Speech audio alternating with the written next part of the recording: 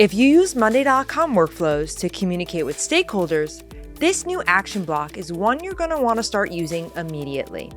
Monday just released a Get Latest Update action inside of the Monday Workflow Builder, and it solves a real common problem: keeping people informed without manually copying updates or exposing them to the board itself.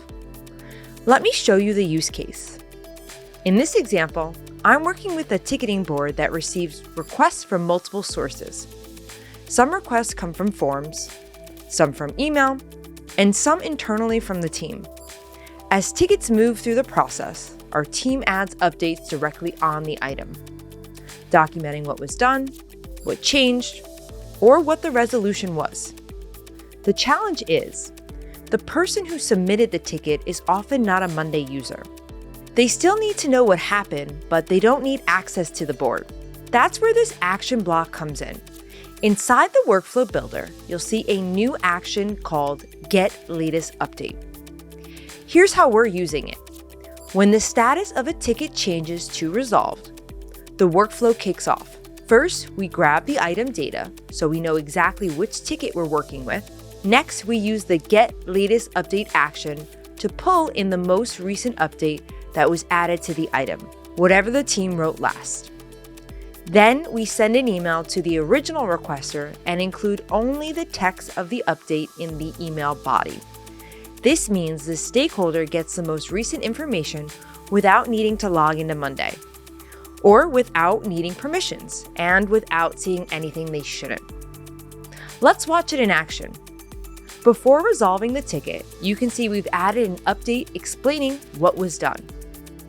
In this case, we're creating a new SSO group with an exception for two-factor authentication.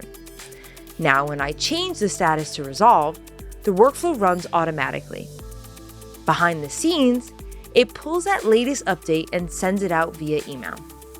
And here's the result. The email includes the exact update text that was added on the item, clear and accurate.